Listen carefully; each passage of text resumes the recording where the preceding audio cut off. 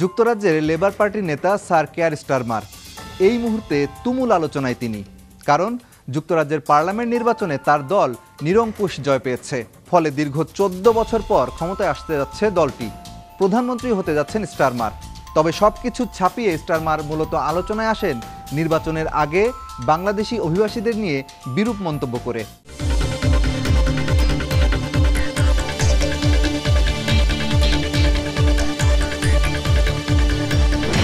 দর্শক, এবার জেনে নেব কে এই স্যার কেয়ার স্টারমার, তার রাজনৈতিক ইতিহাসই বা কি, কেন তিনি অভিবাসীদের প্রতি হঠাৎ এত ক্ষিপ্ত হয়ে উঠলেন, কী ধরনের পরিবর্তন আসতে পারে যুক্তরাজ্যের অভিবাসন নীতিতে। নির্বাচনের আগ মুহূর্তে যুক্তরাজ্যের ডেইলি সানের একটি অনুষ্ঠানে স্টারমার বলেন, যারা বাংলাদেশের মতো দেশ থেকে ব্রিটেনে গেছেন তাদেরকে ফেরত পাঠানো হতে পারে। ব্রিটেনে বিশ্বের বিভিন্ন দেশের অবৈধ অভিবাসী থাকার পরও বাংলাদেশ নিয়ে আলাদা বক্তব্যে স্টারমার নিজের দল এবং বাংলাদেশি কমিউনিটির তীব্র সমালোচনার মুখে পড়েছেন। মানুষের তীব্র ক্ষোভের মুখে পরে অবশ্য তিনি দুঃখ প্রকাশ করে বলেন, তিনি কাউকে আঘাত দিতে চাননি। তার কথায় কেউ কষ্ট পাওয়ায় তিনি উদ্বেগ প্রকাশ করেন। স্টারমার স্বীকার করতে বাধ্য হন, ব্রিটিশ অর্থনীতি ও রাজনীতিতে বাংলাদেশিদের ব্যাপক অবদান রয়েছে।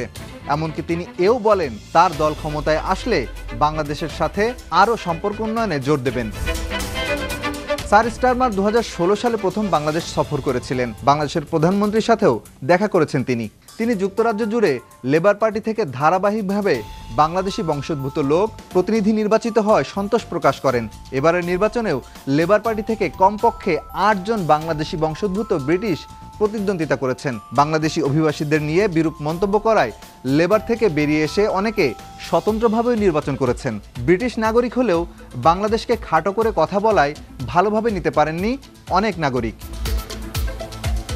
স্টারমারের জন্ম 1962 সালের 2 সেপ্টেম্বর।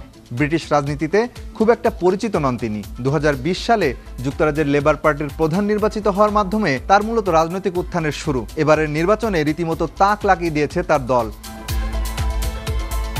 লন্ডনে জন্ম নেয়া 61 বছর বয়সী নেতা স্যার কেয়ার স্টারমার 2015 সালে সাধারণ নির্বাচনে প্রথমবার হলবর্ন অ্যান্ড সেন্ট পানকিন্স আসন থেকে এমপি নির্বাচিত হন। তিনি সুদীর্ঘ 20 বছর যাবৎ কন্ডেনের কেন্টিশ টাউনে স্ত্রী ও 2 সন্তান নিয়ে বসবাস করছেন। 2016 সালের অক্টোবর মাসে তিনি শ্যাডো ব্রেক্সিটের সেক্রেটারি নিযুক্ত হন। এমপি নির্বাচিত হওয়ার আগে তিনি ছিলেন মানবাধিকারের আইনজীবী।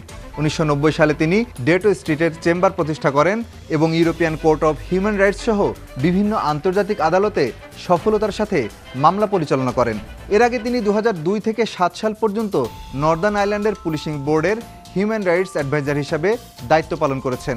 2008 সালে তিনি লন্ডন অ্যান্ড ওয়েলসের পাবলিক প্রসিকিউশনের ডিরেক্টর ও ক্রাউন প্রসিকিউশনের প্রধান হিসাবে নিয়োগ পান এবং 2013 সাল পর্যন্ত দায়িত্ব পালন করেন। কেয়ার স্টারমার লিডস ইউনিভার্সিটি ও সেন্ট এডমাউন্ড হল অক্সফোর্ডে আইন বিষয়ে উচ্চতর ডিগ্রি নিয়েছেন। তিনি একাধিক গ্রন্থের লেখকও। করোনা মহামারীর মধ্যে সম্মেলন ছাড়া ইমেইলে ব্রিটেনে লেবার পার্টির নতুন দলীয় প্রধানের নাম ঘোষণা করা হয়েছে।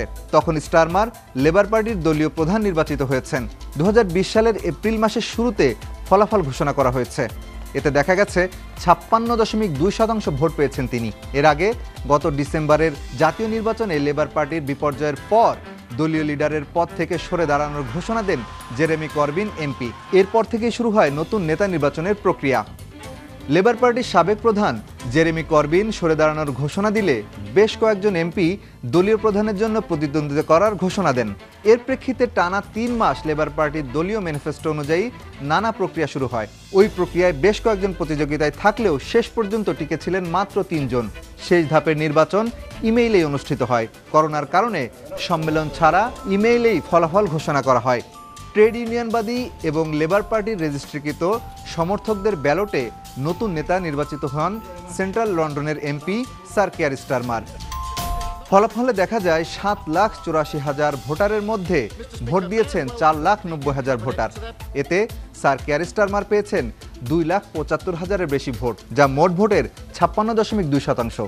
ক্ষমতায় এসে অভিবাসী ইস্যুতে বিতর্কিত রোয়ান্ডা বিল বাতিলের ঘোষণা দিয়েছেন স্টারমার। অথচ এরই মধ্যে এর পেছনে ব্রিটিশ সরকার খরচ করে ফেলেছে প্রায় 5,000 কোটি টাকা। বিলটি বাতিল হলে এই অর্থের কি হবে তার কোনো সদুত্তর দিতে পারেনি কনজারভেটিভ নেতারা। এরপরও এই পরিকল্পনা বাদ দিয়ে নতুন একটি সীমান্ত নিরাপত্তা কমান্ড প্রতিষ্ঠা করার কথা বলেছেন এই লেবার নেতা। এর মাধ্যমে ছোট নৌকায় ইংলিশ চ্যানেল পার হয়ে আশ্রয় প্রার্থীদের সহায়তা দেয়া মানব পাচার চক্রকে ভেঙে দেওয়ার উদ্যোগ নেবেন বলে ঘোষণা দিয়েছেন কিয়ার স্টারমার। এছাড়া গাজা সংকট নিয়ে লেবার পার্টির অবস্থানের বিরুদ্ধে চ্যালেঞ্জ ছুড়ে দিয়ে অনেকে স্বতন্ত্র প্রার্থী হিসেবে নির্বাচন করেছেন। এরপরও এসব ক্ষেত্রে যুক্তরাজ্যের পররাষ্ট্রনীতির পরিবর্তনের কোনো সম্ভাবনা নেই। রাশিয়া ইউক্রেনের চলমান যুদ্ধে যুক্তরাজ্য ইউক্রেনকে আগের মতোই সমর্থন দিয়ে যাবে বলে আশা করা যায়।